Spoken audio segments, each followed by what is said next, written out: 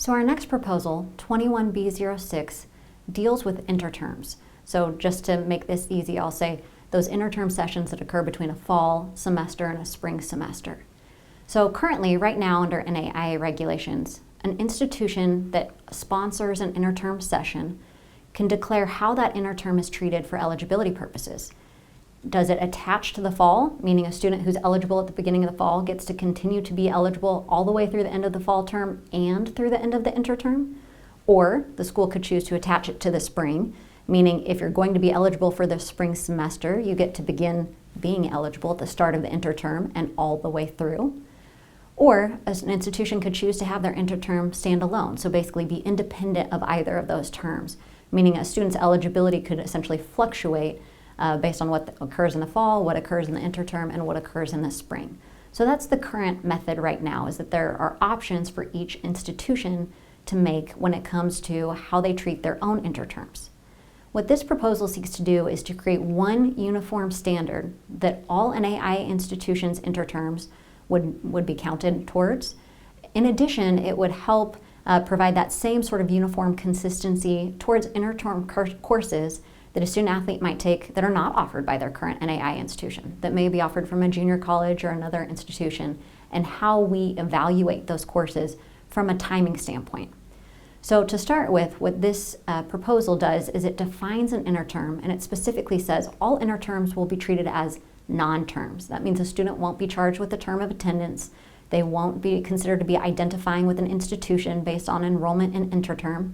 And it also means that any interterm coursework that that student takes and completes, those would be considered non-term hours rather than term hours and having to figure out are those fall term hours, spring term hours, those sorts of things. In addition, it goes on to talk about the timing piece of this. So when a student does take and complete an interterm coursework, how do we treat that course?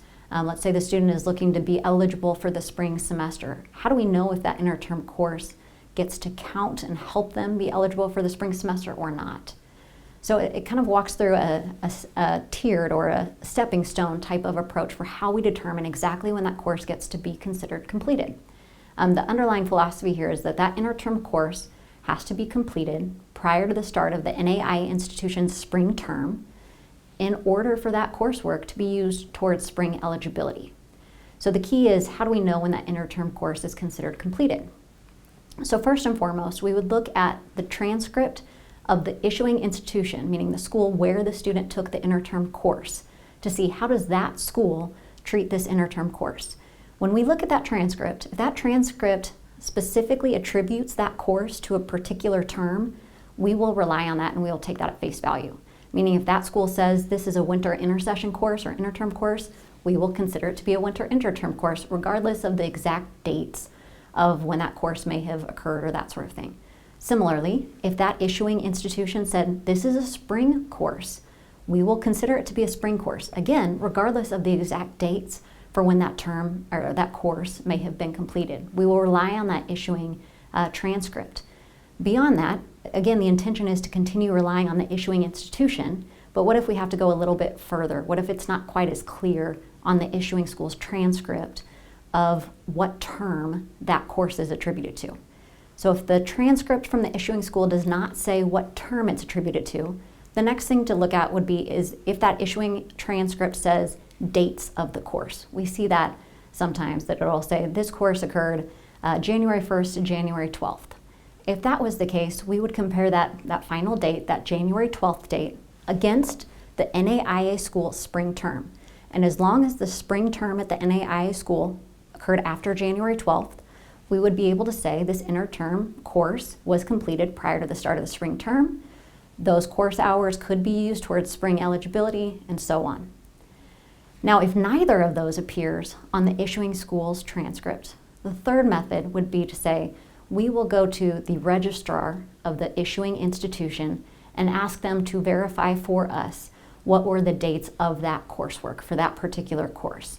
And we would take those dates and compare them against the NAIA institution's spring term.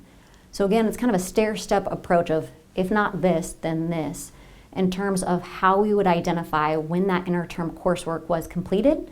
And the intention is to be able to use that coursework as an interterm course we would need to ensure that that interterm course was completed before the start of the NAI school's spring course. One other thing I should mention is that in all of these cases, we would need for the grades to appear on the transcript and be completed in the normal manner. And if this is a student who is continuing on at your NAI institution, so they just took a winter interterm course from another institution, but they've continued to maintain identification on your campus, then consistent with how we view a number of other rules, we would say in addition to looking at how that interterm course is treated on its transcript, we also need to ensure that those coursework hours, those credits, are accepted and approved by your NAI institution. Again, that's consistent with how we view a variety of things related to earned credit hours when you have a continuing student on your campus.